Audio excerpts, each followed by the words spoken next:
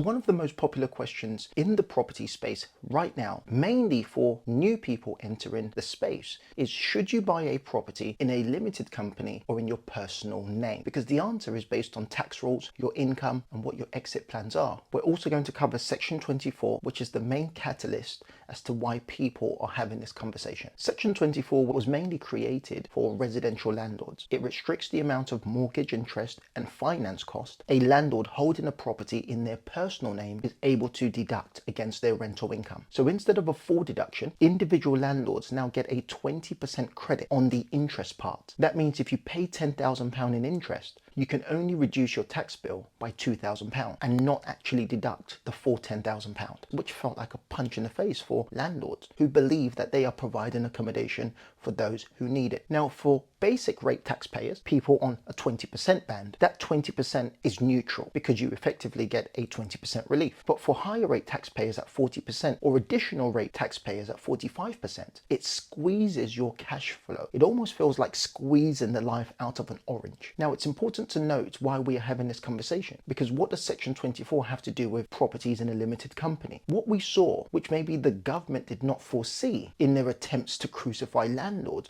was a flurry of investors looking for alternative ways to turn property ownership back into a business. The government said property investors were not businesses, they are investors, hence the introduction of Section 24. Section 24 does not apply to limited companies. A limited company can deduct their full mortgage interest as an expense before calculating taxable profit. That difference is the reason most people, or many people, are having this conversation of should I buy in my personal name or a limited company? By the way, let me know in the comment section, are you a property investor? Are you a property owner? Do you currently own properties in your personal name or are they in limited companies? So if you look at recent data, just in the UK, there are around 400,000 property companies set up to hold property. What I want to do is help you understand both sides of the equation, because as much as it sounds favorable to buy a property in a limited company, you also have to understand what your responsibilities are with holding a company versus holding a property in your personal name. There are some advantages and there are some major disadvantages in holding properties in your personal name. As I've just mentioned, your first one is your tax allowance and reliefs. We all have a personal allowance, which right now is £12,570. That's our first tax-free allowance, and that allows you to shelter some of your rental income. But you also get a property income allowance. That's £1,000, no questions asked allowance. On the capital gains of sales, when a property is in your personal name, you have your annual capital gains allowance, which is around £3,000 for residential property gains. Now, holding a property in your personal name is significantly simpler than holding a property in a limited company. There are no accountancy costs, there is no filing, there are no annual statements, you don't have to maintain the company. And the truth is, mortgages in your personal name are significantly more common than mortgages in limited companies, even though buying in limited companies is becoming a lot more prominent. And if you remain as a basic rate taxpayer, the damage of Section 24 is effectively minimal. It doesn't really affect you because of the tax credit that you get. Now let's talk about some of the major disadvantages of holding a property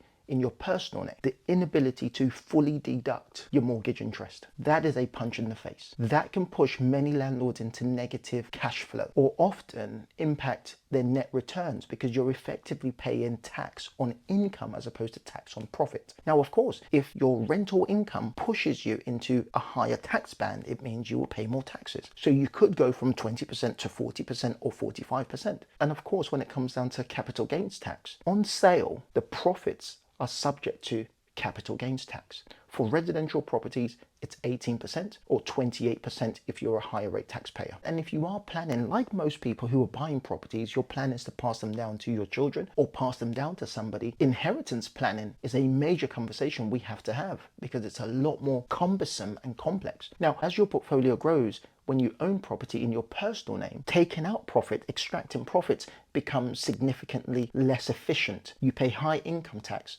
on distribution. Now let's explore buying properties in limited companies. Number one, now I don't want to sound excited, this should be an impartial video to help you understand both sides. But in reality, I've seen greater benefits with my properties in limited company structures than properties in my personal name. So number one, mortgage interest is fully deductible. Come on. Because companies are not subject to Section 24, because a limited company is allowed to deduct all expenses, all allowable expenses before taxes. So a limited company can deduct 100% of mortgage interest and finance costs as allowable expenses, which reduces your taxable profit. Can you see why many people are flooding into buying properties in a limited company structure? Number two, you pay lower taxes on your profit because rental income are taxed as corporation tax, not income tax, which is currently at 19% for smaller profits, which will be for many landlords, and raised to 25% for larger profits, rather than the 40 or 50% income tax you would be paying if you hold the properties in your personal name. But more importantly, as a property owner or property investor, we have to have real meaningful conversations about protection. There is no point working hard, buying all these properties and not having any form of protection. A limited company offers greater protection than in your personal name. You have limited liability because the limited company is a separate entity to you as the individual. So it isolates your property liability from your personal assets. And that's key. The data in 2025 shows that we have around 400,000 property companies set up, registered for own and buy-to-let property investments, because landlords are starting to recognize and see that shift and the benefit of owning a property within a limited company structure as opposed to the personal name. Now, there are of course disadvantages of owning a property in a limited company. There are costs. You need to file annual accounts, confirmation statements, maintain the company records, hire accounting fees, pay your accountant, set up the company, compliance cost. And the truth is, there are actually less lenders available on the market for limited company purchases. There are still enough, but in comparison to buying a property in your personal name versus buying in a limited company, there are less. And one thing that most people don't talk about is double taxation on extracting funds. So when you take out money, when you want to take out profits, either as dividend or salary, you incur personal tax on top of the corporation tax you've already paid. Now, there are many people who currently own properties in their personal name and would love or like the idea of moving it into a limited company structure. Do let me know in the comment section below, and I will create a training video to teach you or educate you on what to do and how to do it in the most effective way. There are a couple of considerations that you have to have in mind if you are thinking about buying a property in a personal name or your limited company. This is how you assess what's best for your situation. Number one, you need to take your income and tax bracket into consideration. If you are a higher rate taxpayer or additional rate taxpayer, which is 40 and 45%, the personal route is significantly more punishing because of Section 24. The company route gives you a bit more breathing space, a bit more room. If your rental income is small and it keeps you in the basic rate tax paying position or band, then personal ownership might be the best option for you.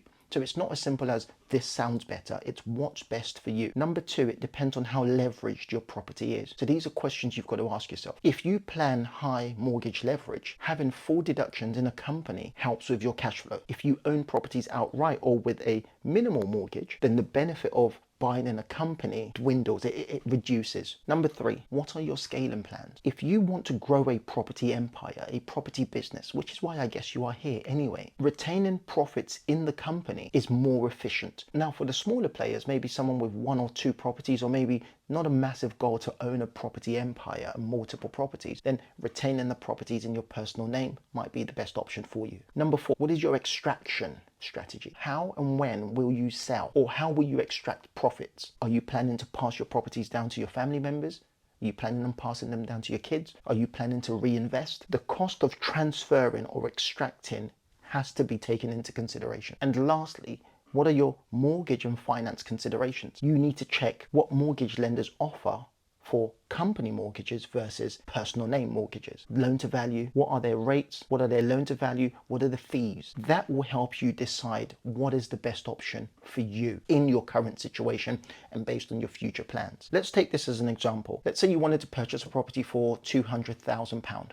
Okay, your mortgage interest is £8,000 per year. Your rental income is £15,000 per year. So your gross profit is £15,000 per year. Your finance cost is £8,000 per year. Under the old rules, you would be able to deduct the £8,000 and pay tax on the £7,000 difference, which means your tax position would be 2,800. But under Section 24, you can no longer deduct your full finance cost and you only get a 20% credit. So your tax bill increases. Effectively, you pay tax on the full £15,000 and then you get 20%, which equals 1,600 as a tax credit, as a relief. So your net after tax becomes much more lower. Now, in a company situation, if your rental profits were £15,000, we minus the £8,000 in mortgage interest, it means you have a taxable profit of £7,000. Corporation tax, let's call it at 19%. That is £1,330. You now have £5,670 left in the company. If you later take some of that as dividend, you pay dividend tax, but your overall tax burden is lower than the personal route under Section 24. So this simplified model shows how the full deduction in a company helps to preserve more cash flow. In reality, guys, there is no one shoe fits all. It's based on your current circumstance and what your plans are. Hey guys, if you get any value from this video, make sure you like, comment and subscribe.